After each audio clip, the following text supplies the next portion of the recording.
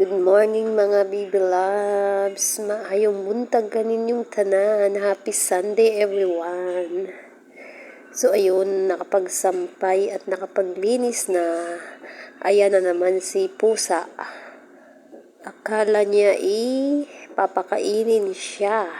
Lagi siyang nag-aabang dyan tuwing lalabas ako. So mananawagan kaming ngayon na sana padalhan ka ng pagkain ng mga viewers. Charot lang. Yun guys. Titingin ako sa labas kasi tinitingnan ko yung langit kung uulan ba o hindi. Kasi may sinampay ako sa labas.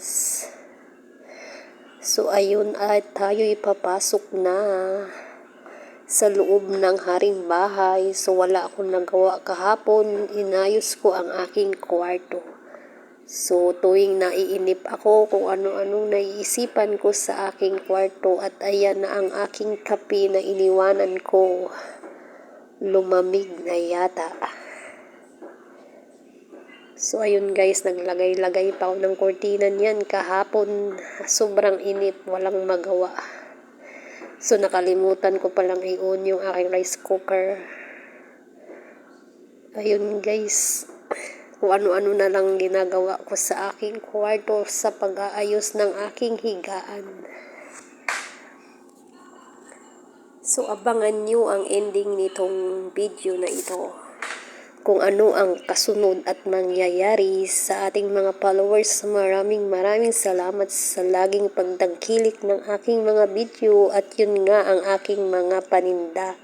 Hindi na tapos-tapos, Sunday ngayon kaya walang live selling. At ito na nga ang kabilang kwarto na ginagawang bodega. So ayan po, lahat ng laman ng maleta ay mga paninda pa yan na hindi pa nabubuksan. So sarado pa yung kusina. So dito muna tayo mag-iikot-ikot.